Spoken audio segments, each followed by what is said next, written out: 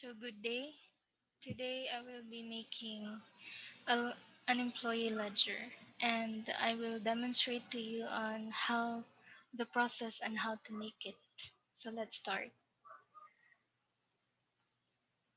I have a data set here that that has date, ID number, name, department ID, debit debit or credit, the details and the amount. So, let's assume that the employee of the company with ID number 3 has decided to get his SSS loan on February 8 amounting 12,000 pesos. So first, I'll be encoding some data here.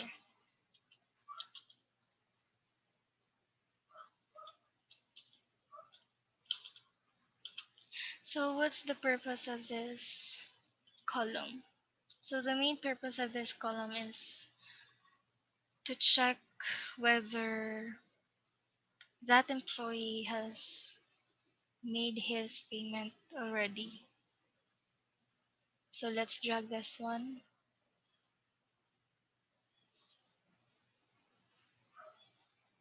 and the details as well. So let's assume on February 10, he already made his payment 1,000 pesos. On the 13th day, another 1,000 pesos. On the 16th, he gets he get another SSS loan amounting to 2,000 pesos.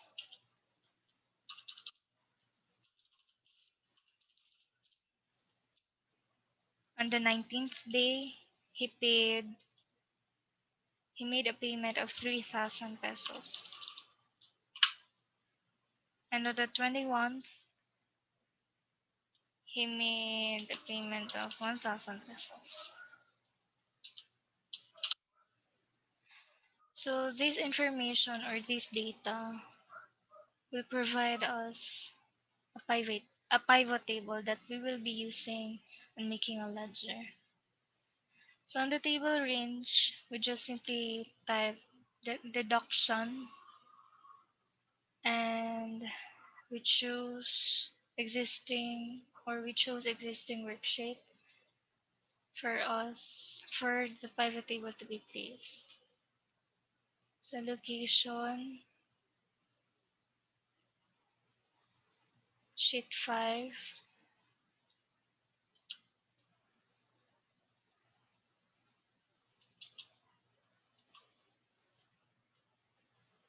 click whether where you want it to be placed, and then that's it.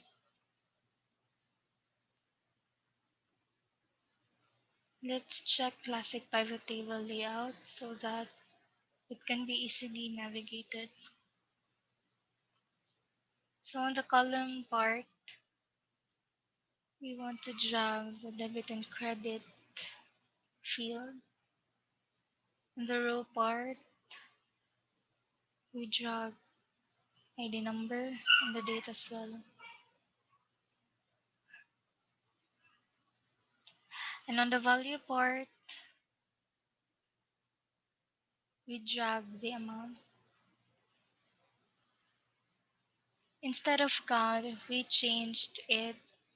will change it into sum.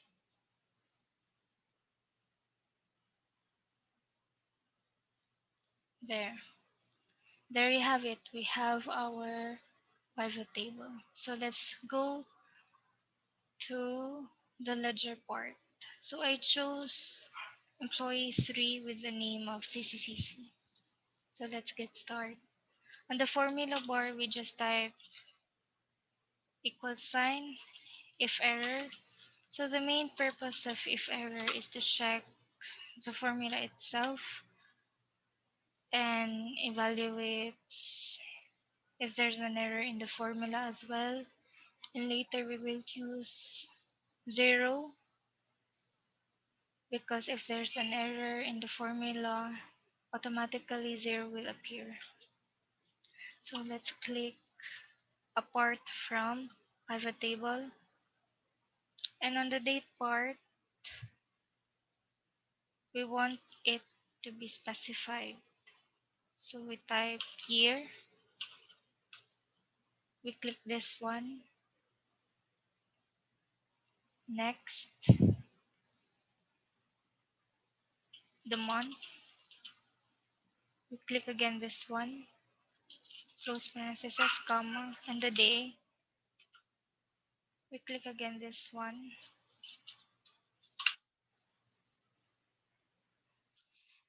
And on the ID number part, instead of 3, we will click this cell and lock it. So the purpose of locking it is to make sure that there will be no error later as we drag it down.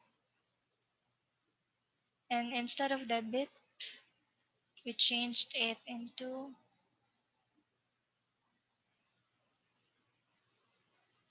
cell 9, cell J9.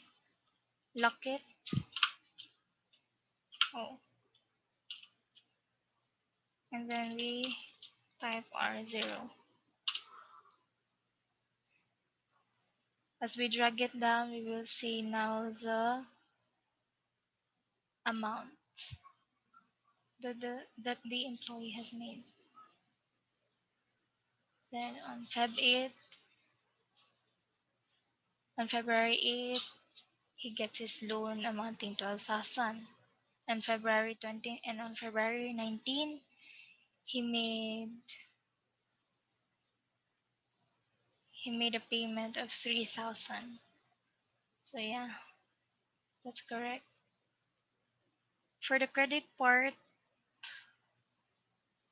we just need to copy this formula.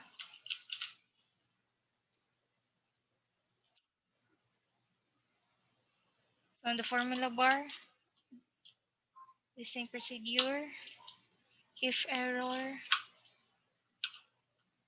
and then copy. We just need to change, instead of debit, we change it into credit.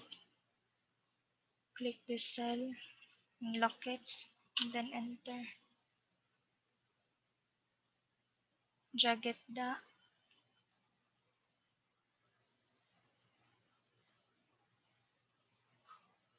Drag it down. Yeah, there you have it. Assuming that the beginning balance of that employee is let's make it 300 pesos.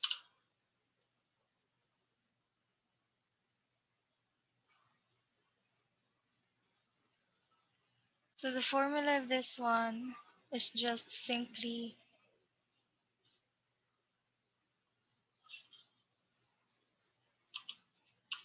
equal sign, click the balance, plus the debit, close parenthesis, minus the credit, enter. So as we drag it down, it will be computed. So on February 21, 2020, he still have a balance of 10,300. So that's how we make an employee ledger.